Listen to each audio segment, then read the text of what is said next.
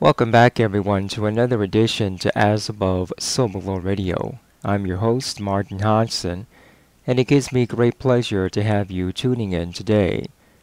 When you get a chance, please visit the newly revamped website holisticadvocate.com. For any updates on news as well as interviews, please visit my blog. Also, take a moment to subscribe and become a member. Not only will you gain access to the commercial-free, subscriber-based interviews, but also treat yourself to an assortment of fascinating people worth listening to. Today's guest is Dr. Synthia Andrews.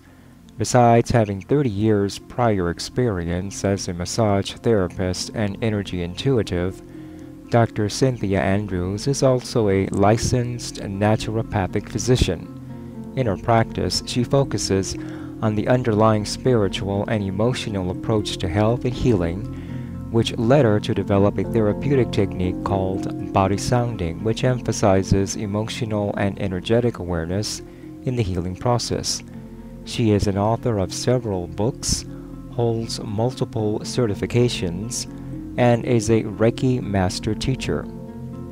Join me in welcoming Synthia as she discusses the path of emotions. First of all, Synthia, I want to extend to you a warm welcome for being on As Above, So Below Radio. Now, you're a naturopathic physician, right? I am, yes.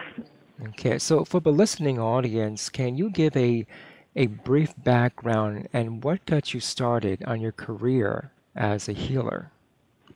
Oh, certainly. And thank you very much for having me, Martin. I'm really looking forward to the conversation that we have today. Thank you for being here. Well, it's interesting because pretty much my whole life I've been interested in energy and subtle energy, and it was really my interest in subtle energy that put me on the healing path. But I think like most people who end up doing the type of work that I do is you have some issue in your own life that isn't being resolved in the standard ways. And so you start going outside of the box to get those things resolved. And in doing it, you discover your own gifts and your own path in life. And so for me, it was just a terrible back condition that left me in pretty horrible pain most of the time. And it was the healing of that that really set me on my path. Mm-hmm. Okay, now you've written two books. One is called, actually several books, but most interestingly, one is called The Path of Energy, and most recently, The Path of Emotions. And emotions pretty much identify who we are as humans. They can either define us as compassionate beings or, bring out the most primitive and raw nature in us. But according to your book, they are gateways to our personal power. Now, is this because we're beginning to explore and master our emotions? I think it's a little bit more basic than that. The premise of my book and what I have learned through the study of Oriental medicine and through the study of the chakra system and my own experience with patients in my practice is that emotions are really a translation of energy information. We are involved in this communication that's going on all the time with the entire world around us and the people and the animals, and the information is coming into our system at a level that we don't necessarily recognize consciously, but it's interacting with our energy structures, if you will. And then that information gets translated into emotions, into gut feelings, into the vibe of a situation, into, gee, I really don't like this person, and there's not a single reason why, but I just don't. And those emotions then form the context underneath what we consider logical decision-making. There really isn't any such thing as decision-making that's exempt from emotional input. And the emotional input, I guess what they're calling emotional intelligence these days, is, I think, far more important than necessarily our thinking, reasoning process. Or they go together hand in hand, I guess is a better way to put it. So I don't really know that we're mastering our emotions as much as we're learning how to interpret and understand and work with them in ways that I think we used to do much, much better. Well, you do cite an example here with Mahatma Gandhi as someone who was able to master his emotions for the benefit of a greater good, through nonviolence. And I'm pretty certain there are other numerous examples out there who Hmm. people who were able to pretty much, take full control of their Hmm. emotions, right? Yeah, so when you say, see, the word control is problematic for me only because we tend to think of control as meaning that we suppress or repress Mm-hmm. what we're feeling. So we suppress what we feel and repress our reaction to it. Mm. And what I would really like to say is that emotions as messengers of information rise to give us information and to give us the energy to do something with it. When we're afraid, we get the message, I'm in danger, and we get a whole bunch of energy to fight or flight. And so when we master our emotion, or in general, an emotion will rise and it will fall when we've received the information and have acted on it.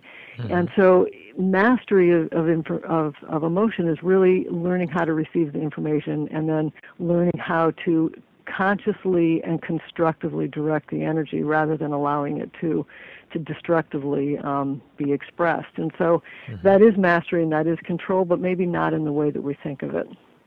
Okay.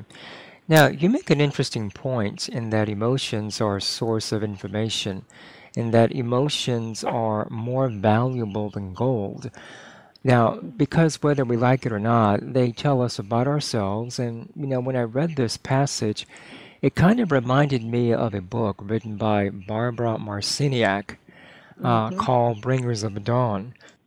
Mhm. Mhm. And she mentions that through emotions, we can figure things out because through emotions, you can connect with your higher self, your spiritual body. But because of all the interference around us, be it additives and preservatives in our food to numb us out, the Wi-Fi and cell phone towers to fry our brains out, Mhm. man-made viruses and diseases to force us to the doctor who will inevitably prescribe medication to further complicate things. We really have to, I guess, struggle in connecting with our emotions. I mean, what's your perspective on this, Cynthia? Yeah, that's an interesting conversation. Barbara Marciniak, actually, I have known her for years. She wrote the introduction, the foreword to my first book, The Path of Energy, Mm. and I think, yes, it is true that all of the additives, all of I mean, my God, we are bombarded by, Hmm. toxins in our environment and toxic thoughts and toxic politics and everything else on a Right. continual basis. Hmm. And it does impact our emotions, and yet it is still telling us something. If we still tune into that emotion and then follow it, and that's really what the Path of Emotions is about, the book, Hmm. is to learn how to take that emotion and follow it into the core place inside where we can understand what it means, even though there's toxic, interference in the way. And that's really why I think in myself that it's so important at this time to be doing the personal work, to be clearing our bodies, to be clearing our energy field, to becoming more energy aware. I believe that in this time that we're in right now, it is a tremendous transition. Whatever you want to call it, this paradigm shift, there's a transition going on. Hmm. And the most important part of that transition is developing energy awareness, because I think that is how we're going to survive this. And I see that we're at a crossroads. I see that things could go in many different directions, and it's up to us which direction it goes. Hmm. And what we need to do is become energy aware and notice how our thoughts and intentions and actions impact on that level. Mm. Okay.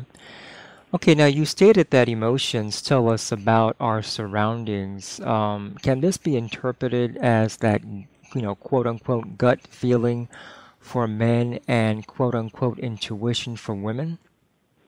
Yes, I think that's one of the main ways that we translate this information is those gut feelings, and the intuition, Hmm. and the emotions, and physical sensations in the body. I mean, you say something and you know it's true, or you hear something you know it's true because your body reacts. You get tingles, you get rushes of energy, Hmm. and whereas we used to just ignore those things, I think more and more people are observing that, oh, gee, my body just registered something. What just happened?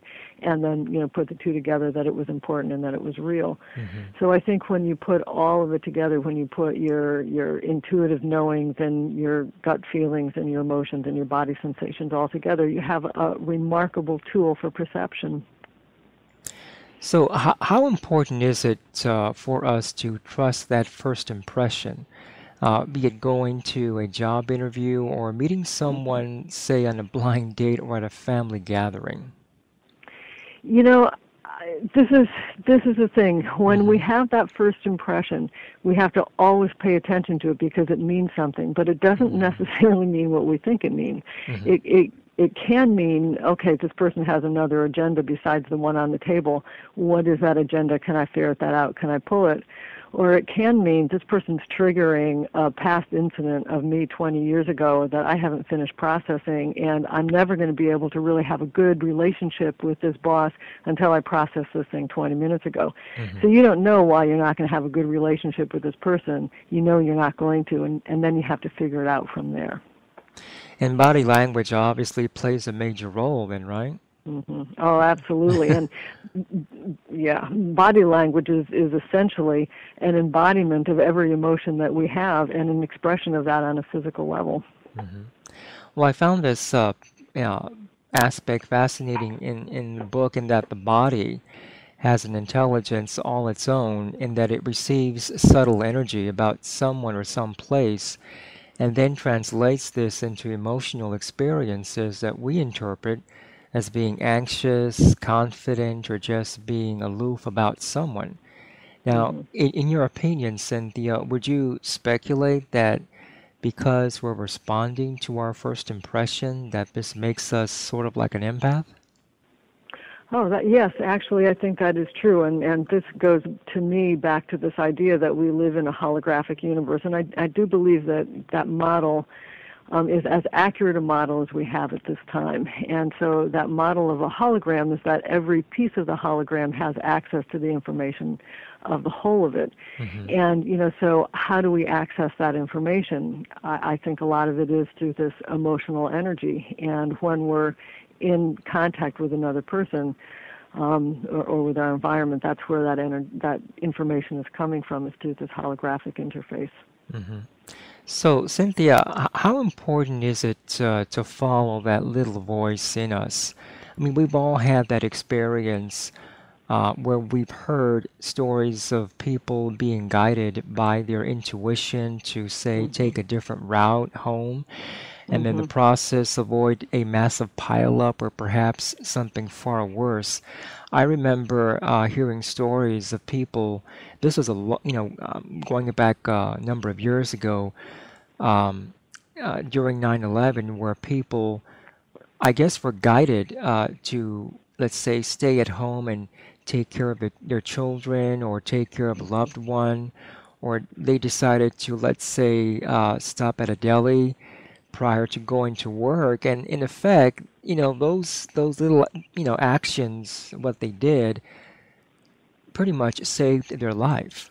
That brings up a whole other very interesting, I mean, yes, you answered the question that, yes, it's very important to listen to that small inner voice. And, you reminding me of the Princeton project with the random generators, which they have these random generators going all the times, and normally the numbers coming out are pretty random, but whenever there is an event of significance that focuses a lot of people's minds and hearts together, there'll be a coherence in the generation of these numbers prior to it, by sometimes 6 seconds, sometimes 24 hours. And the larger the event, the more people who are focused in on the event, the greater the coherence that happens beforehand. And I think in those moments of coherence, there is energy being sent out through, like a pulse through the universe, and whoever is listening, whoever is tuned in, I mean, we're all receiving the pulse, and who's tuned in and who's listening to it are the people who go the other route or the people who don't end up. And And in addition to that, of course, we all have our own path and purpose, and sometimes we may not be meant to avoid something. That may not be our path, but if we hear the voice, then we should listen to it. Hmm. Now, you cited that we can, in effect, choose our emotions. Is this like saying that we create the reaction to our reality?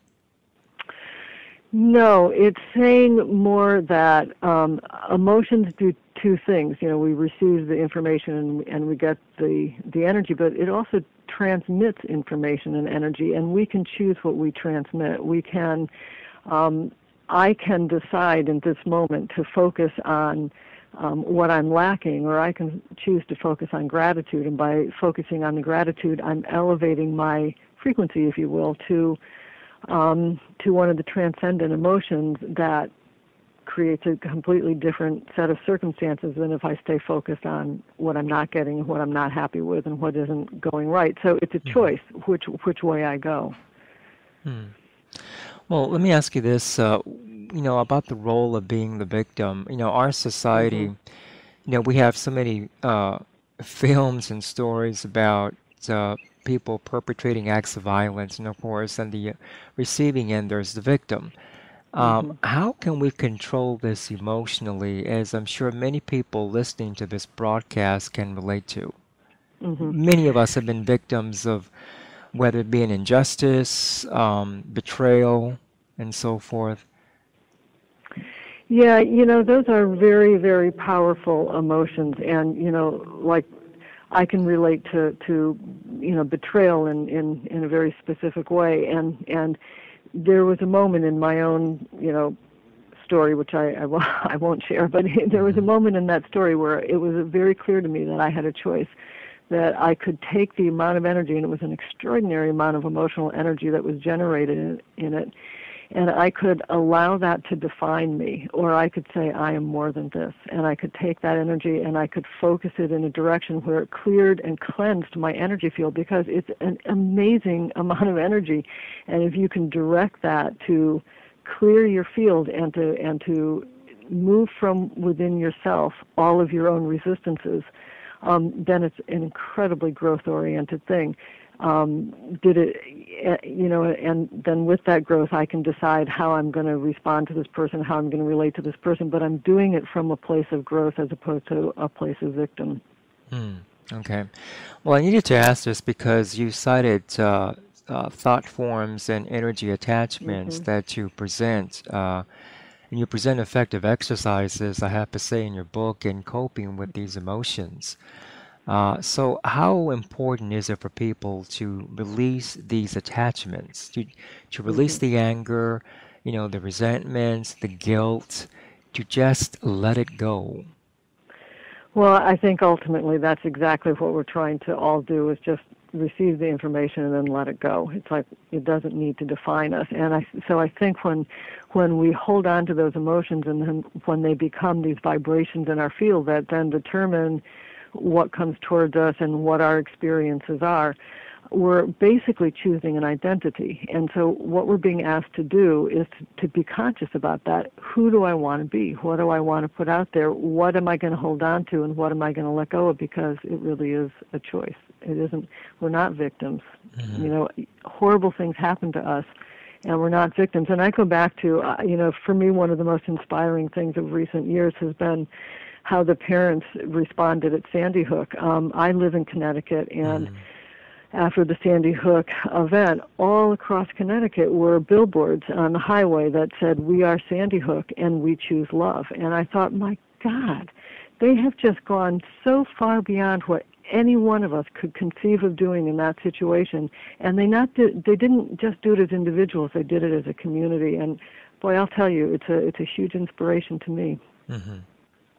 Well, one of the I believe one of the exercises you mentioned in your book is trying to ground ourselves into coping with these emotions, these attachments.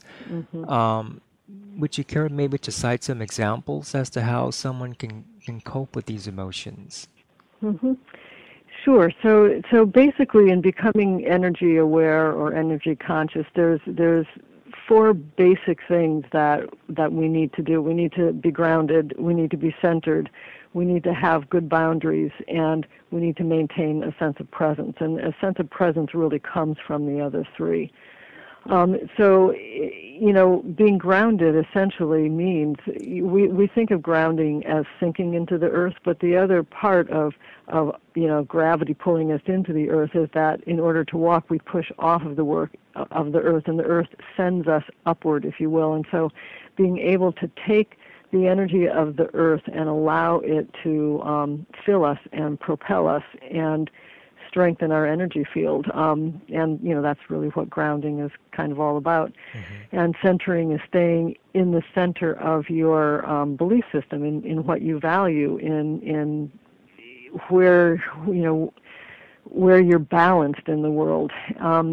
And so I have different energy exercises that I like to do to help people ground and center, and breathing through the earth and sky is one of them. Our breath connects our mind to our body, so anything that we do with our breath,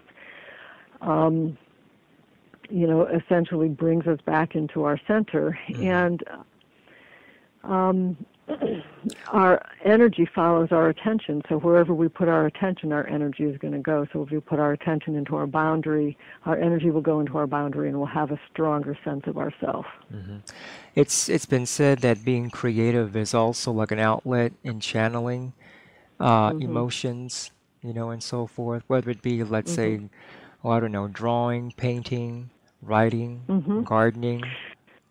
I think those are excellent ways of getting in touch with your emotions too. Mm-hmm. Whenever in my opinion, creativity is the closest thing we have to really understanding what it is to be divine. When we're in a creative moment, that's mm-hmm. what divinity is, and so the more that we do that, the more we're in our center and expressing our center in the world. It's almost like being cathartic, right? Yeah, very much so. And yes, okay. I agree. Yeah. Okay, well, I want to tie this into what I just asked here. Your book also cites that emotions help us navigate the landscape by formulating and energizing our response to life. So how important is it, let's say, to meditate and listen to ourselves? That is the single one most important thing that any one of us can do right now in this time to make our life more positive, is to spend time meditating every day. And it doesn't have to be a lot of time, and it doesn't have to be transcendental meditation where you're completely emptying your mind. I think a lot of people have trouble doing that. But it's focusing and directing your mind and directing it internally so that you're having an internal experience. And from the internal experience, you can connect with all that is, in mystical and now quantum theory, that's the way that we connect externally, is to go inside. And even if it's just 5 minutes a day, focusing in that way can absolutely change your life. What about, let's say, being in nature, just exposing yourself just to nature, And again, yes, I would go back to saying that in this holographic reality, we're interchanging all the time, and what feeds our energetic being, what feeds our physical being is the earth, is nature. And the more time we spend with that, the more we stay real. I mean, we can have 500 friends on Facebook, but that's not the same thing as sitting down and talking to someone face to face and holding their hand. And it's not the same, watching TV is not the same as being out sitting on the earth and interacting with wildlife. Right. Okay, now it's my understanding that there's a connection between the 7 major chakras and the endocrine system.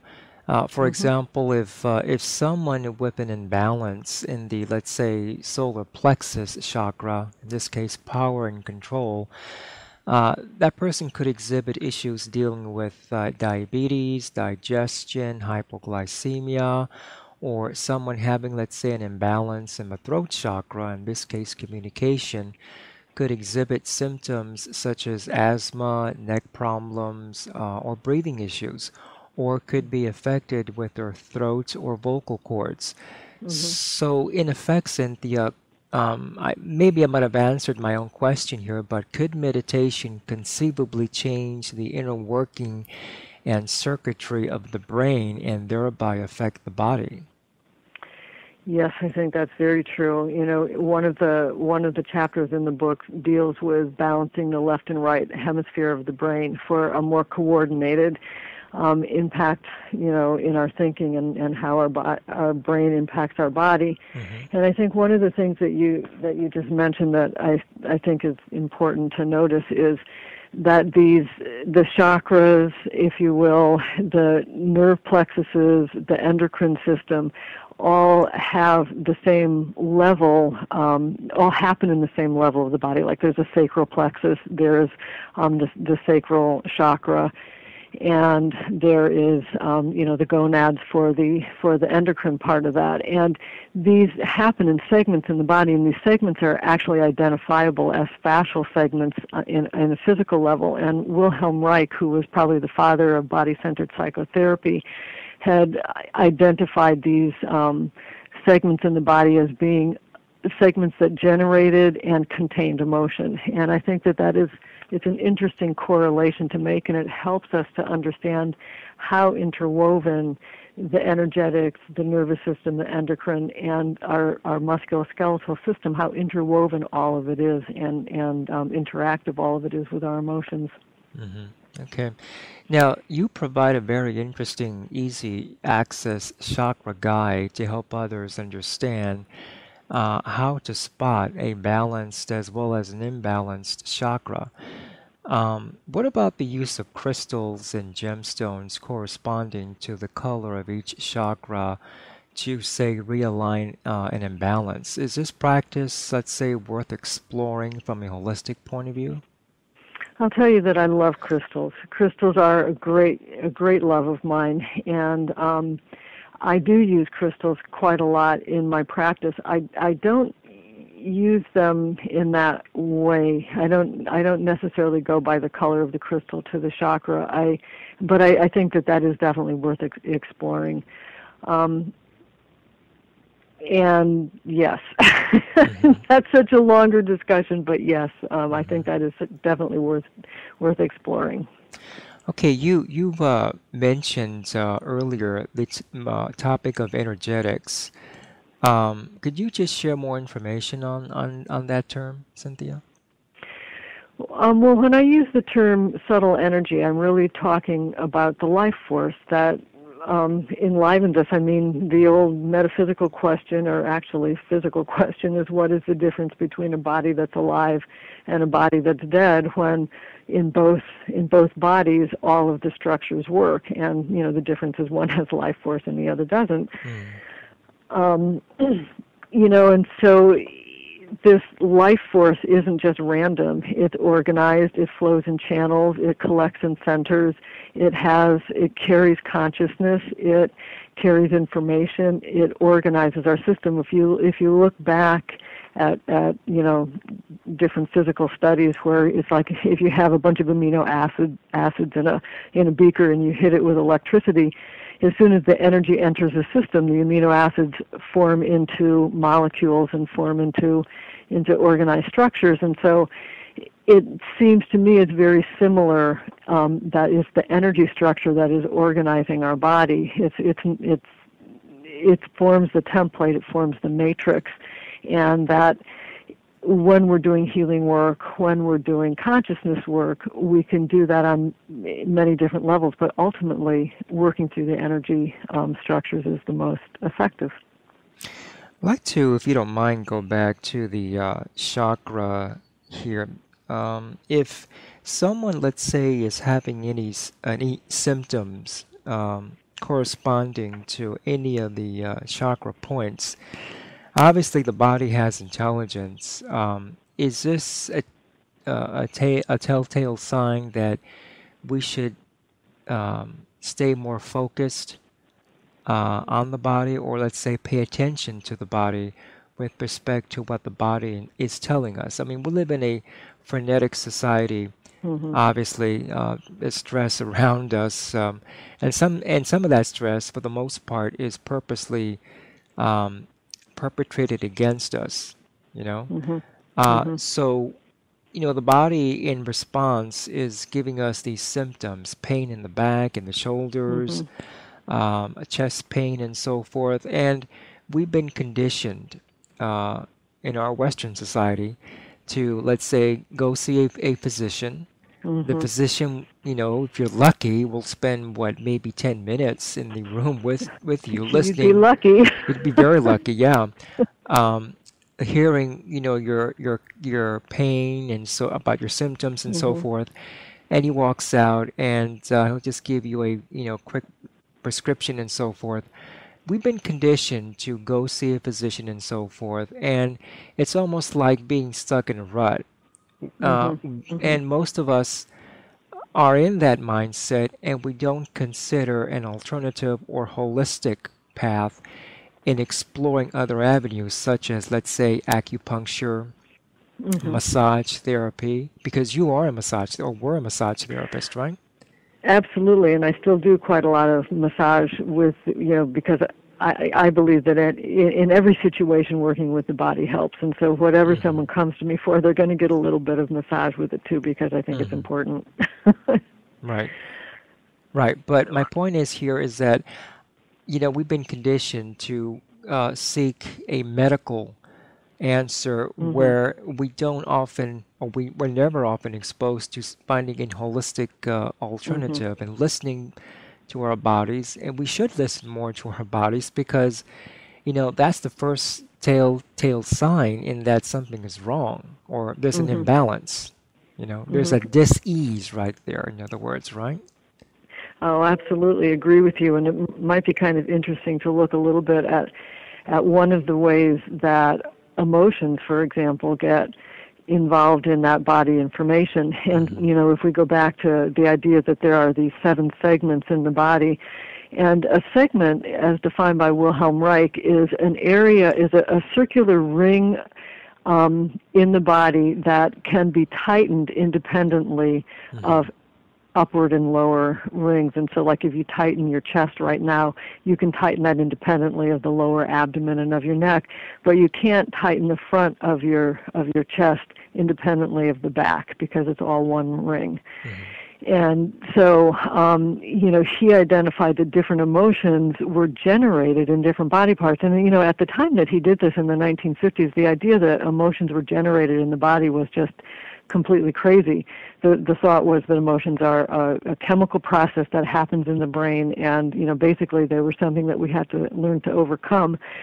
And now, especially with the work of Dr. Candace Pert, who is a PhD, who discovered that there are molecules, individual molecules in the body, neuropeptides, that carry emotional information, that trigger emotions, and that they're generated by every cell in the body, not just by the brain. And there are receptor sites for these molecules in every cell of the body. Hmm. And there are more receptor sites in nerve cells, and so nerve plexuses tend to be centers of more emotional intensity. And then, of course, these nerve plexuses correspond to these segments that Wilhelm Reich had identified. And what he was saying is that, for example, if grief is generated in the chest segment, and I think everybody out there would identify grief in their chest. They wouldn't think of grief in their foot or grief in their head necessarily. Hmm.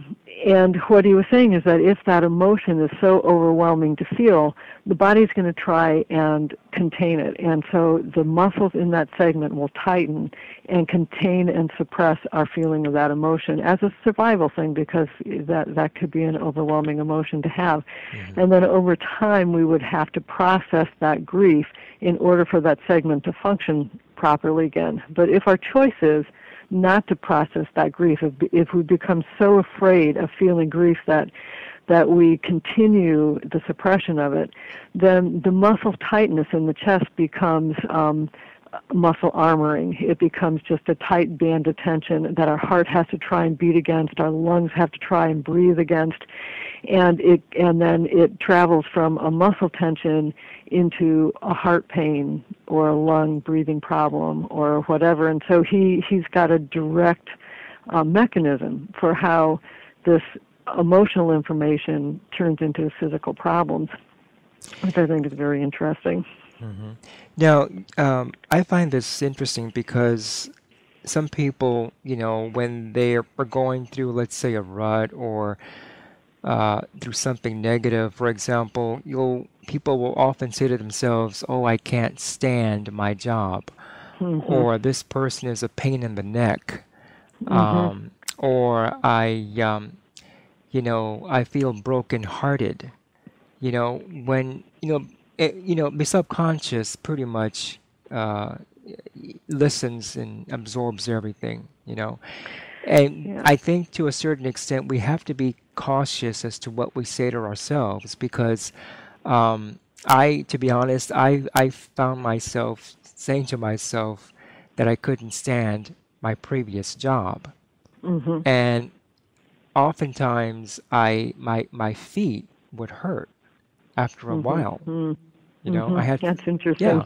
yeah, when I stood up to walk, I was in pain, in Mhm. the feet, and it it eventually clicked when Mhm. I remembered, gee whiz, I kept saying I can't stand this job. So the Mhm. subconscious absorbed that information, and I had physical symptoms. But I think many people can relate to that, right? Oh, I think very many people can relate to it, and it certainly is a diagnostic tool that I use when people come in. As you were saying before, if they come in with a certain ailment in a certain area, that's one of the things that we explore is, what are the body metaphors? What kind of metaphors do we use about that area, and what kind of speeching are you doing around it? And are you familiar with Louise Hay? Oh yeah, yeah. She's a Yes. pioneer. Yeah. Absolutely a pioneer, and so if you look at her dictionary, I think that's it's simplistic, and everybody is individual, and it's also brilliant in its simplicity and its Hmm. ability to point you in directions for understanding better that communication that's happening between your body and your mind and your emotions all the time. Interesting. Now, I'd like to ask you here about the aura. You state in your book that the aura is the template for our physical sojourn, and we can attract circumstances that resonate with our patterns, and that we can creatively interact with our aura by becoming aware of our subconscious patterning. Mhm. Mhm. So, in effect, can we reprogram what we become conditioned into believing and doing? I think so. Yes. So let's break that down and take a look at what the aura might be or not be. Hmm.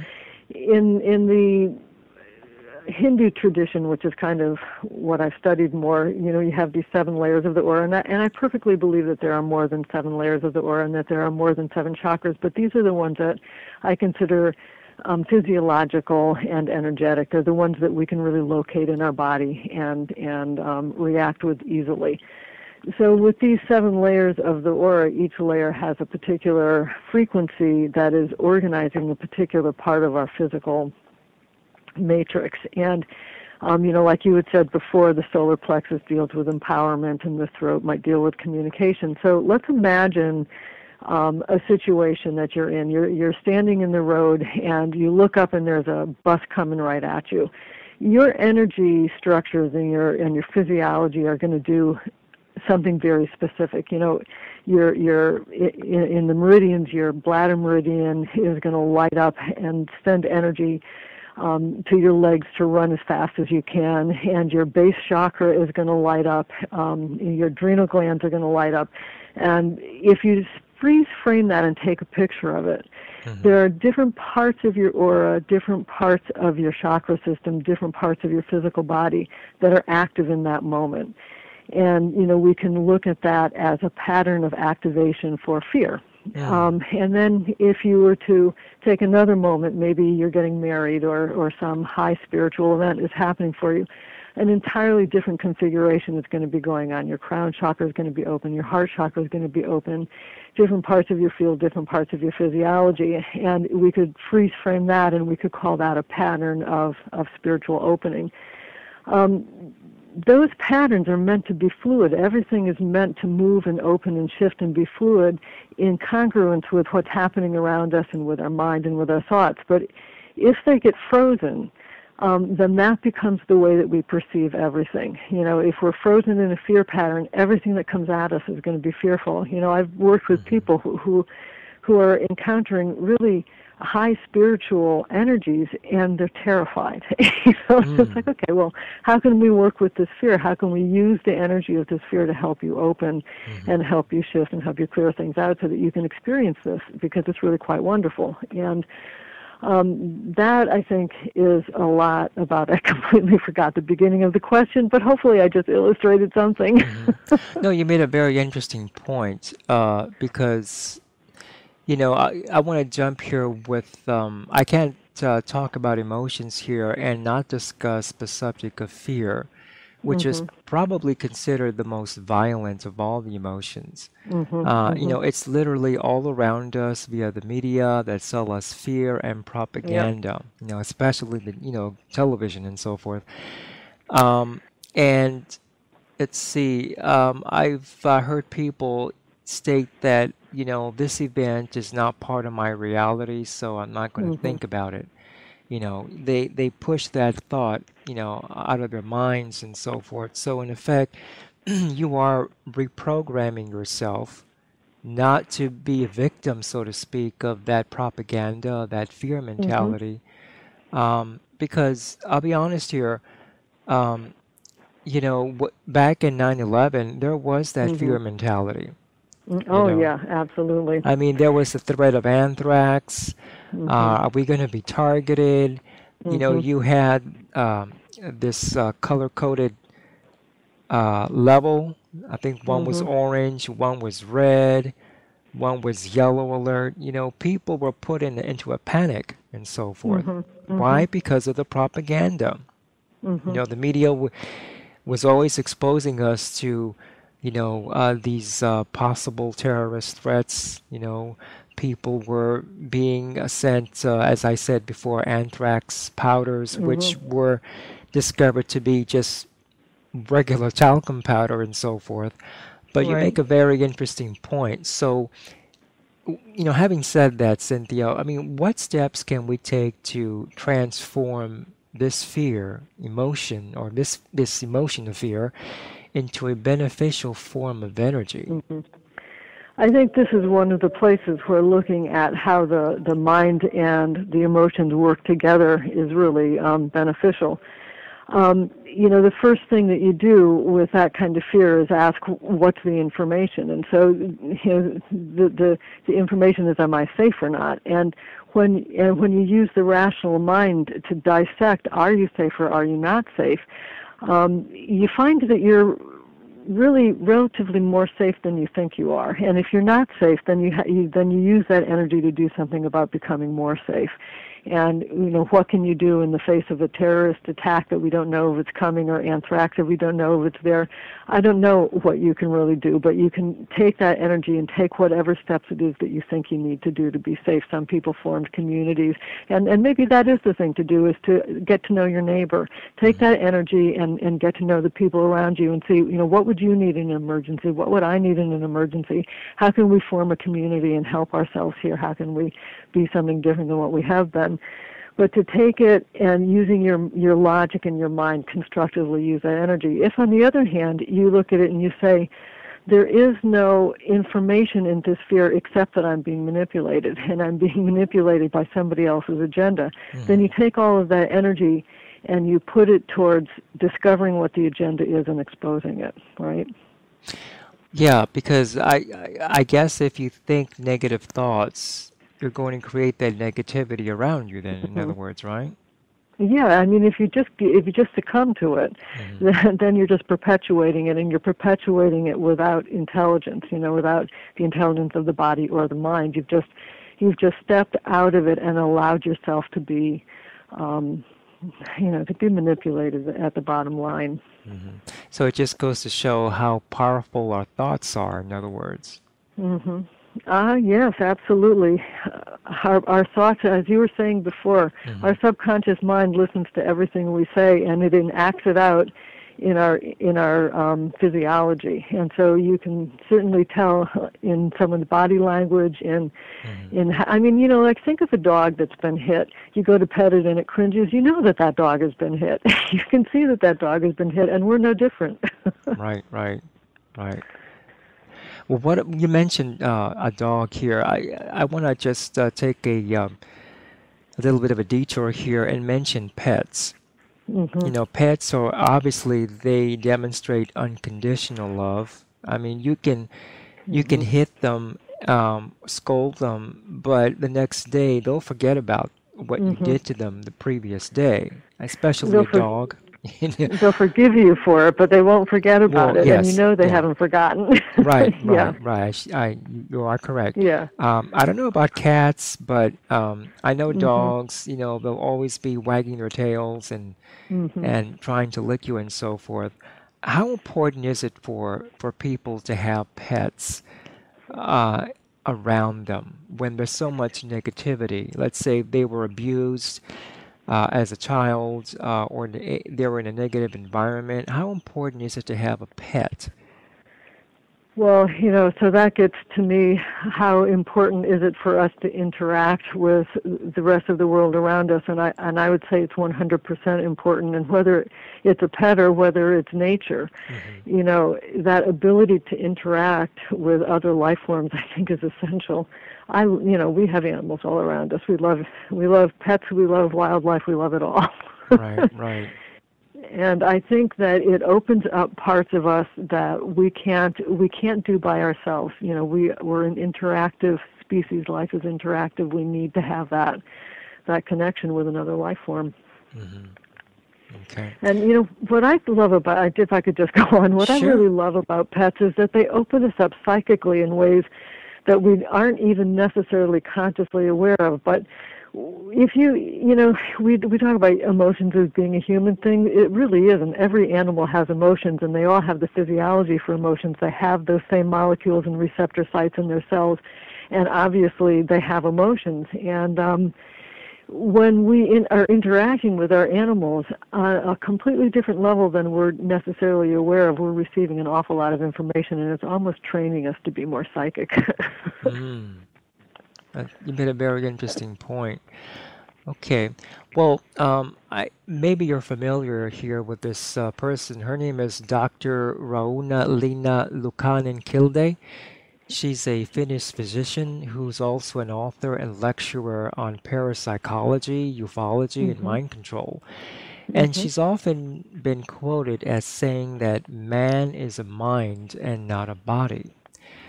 Yet our emotions do affect our minds and our bodies.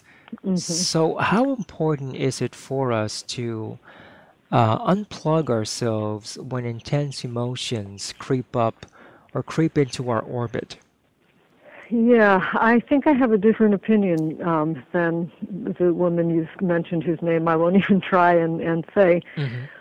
Because I don't think that we're a mind without a body. I think the body is wired to navigate this level of reality. And if we want to live in this level of reality, we have to live in our bodies. And I think that when we're overwhelmed with things, rather than dissociate from our body, we have to come more fully into it and then ground that energy down into the earth. We have to let ourselves be a conduit as opposed to dissociating and leaving. In some respects, if we dissociate, we're abandoning ourselves, because we're leaving the vehicle that can inform us of what's real and what isn't real.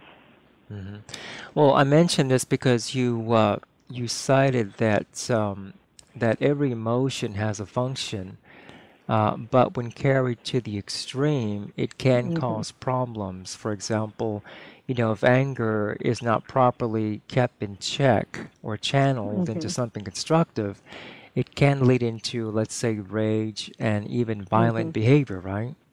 Yeah, absolutely. When we don't listen to the emotion and when we don't do something with the energy, when we try and either suppress the feeling or repress our action on the feeling, then it builds inside and it becomes a freeze frame picture like we were talking about before, and then everything feeds it until it explodes. And that can be a positive emotions as well. I mean, one of the ways we were talking before about manipulation, and we see in our media that fear is used a lot and anger is used a lot to manipulate us, but equally emotions that we consider very positive, like love and ecstasy can be used to manipulate you. And if you look at cults and what happens in cults and some different kinds of movements like that, the frequency that's used to manipulate people then is very different. And so any emotion can be used or misused. It all depends on how well we can extract the information and act on it. Interesting. Okay. Okay, Synthia, we are approaching the end of the first hour here. Would you care to mention to the listening audience of your website and how anyone can reach you should they be interested in contacting you? Absolutely. I have two websites, one that supports my books, which is called therapeutic.com, and the other that supports my naturopathic practice, which is andrewshealingarts.com. And either one of those on the contact button, I will respond to emails. And yeah, that's it. Okay, and your books once again, The Path of Energy and The Path of Emotions, can be purchased via Amazon and at any major bookseller, correct? Yes, they're all at Barnes & Noble, and certainly if you order them from my website, I'll find them. Okay. Okay, now any closing comments you'd like to make for the listening audience before we end the first hour, Synthia? Well, I think I would just like to say that, people are afraid of their emotions. A lot of people are afraid of their emotions and feel like they're vulnerable because of their emotions. I think our emotions are the best aspect of who we are, and they are our access to higher consciousness. So the more we embrace them and are willing to live with them, just the better life is. Okay, great. Well, I appreciate you taking the time here to chat with me here for the first hour, and I'll see you again for the second hour. Okay, great. Thank you so much. Thanks again, Synthia. Take care, and I'll see you soon. Okay, bye-bye. Bye-bye. That's it for the first hour on As Above, So Below Radio. Tune in for the second hour by purchasing a membership, and all for as little as $6.95 per month. Just log on to holisticadvocate.com and click on the subscribe button. In the second hour of this interview, Synthia gives her perspective on the present time and how being in the moment is the point from which action flows. She also shares her perspective on body language and body sounding, and how emotions can work to our advantage, and that combined with intent are the creative force we wield in life. Synthia also talks about emotions on a mass consciousness level. Are emotions contagious? And finally, Synthia talks about the importance of following your bliss and the power of manifesting what we desire in our lives, and much more.